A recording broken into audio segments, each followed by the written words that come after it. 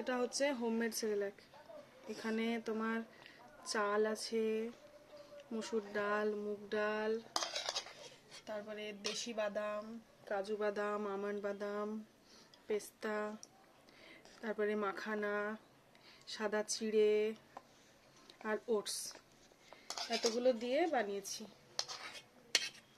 এবং এটাতে আমি খেজুর অ্যাড করিনি, আজ প্রথম দিচ্ছি। আগামীকাল ওর 6 মান্থস কমপ্লিট হবে, কিন্তু আজকেই প্রথম দিচ্ছি।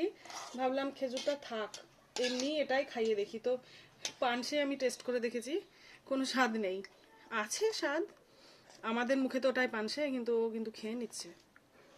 তার মানে ও মিষ্টিও খেতে না দিলেও পারবে খেতে। লবণ ছাড়াও খিচুড়ি, কালকে লবণ ছাড়া খিচুড়ি, মানে খিচুড়ি বানাতে বলেছে ডাক্তারে, খিচুড়ি খাওয়াতে বলেছে, লবণ না দিয়ে দেওয়া যাবে না। সেটা তো বড়রা আমরা ভাবতেই পারবো না যে লবণ ছাড়া খাবো, কিন্তু ওরা তো কিছুই বোঝে না, না চিনির স্বাদ, লবণের স্বাদ ওরা কিছুই বোঝে না। তো আমার মেয়ে মনে হচ্ছে খেয়ে নেবে। খেয়ে নেবে কি, দেখো দেখো তো খাচ্ছে তো নাকি, খুশি খুশি খাচ্ছে, বলো নুরুল? বাহ, আমার সোনা মাম্মা। কেন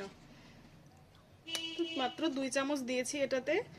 ওই সিমিল্যাকের কোটোতে যেই স্পুনগুলো থাকে, ফর্মুলা মিল্ক তোলার যে স্পুনগুলো থাকে, সেই স্পুন দিয়েই আমি 2 স্পুন নিয়েছি।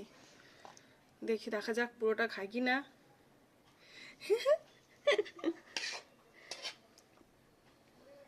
Good girl.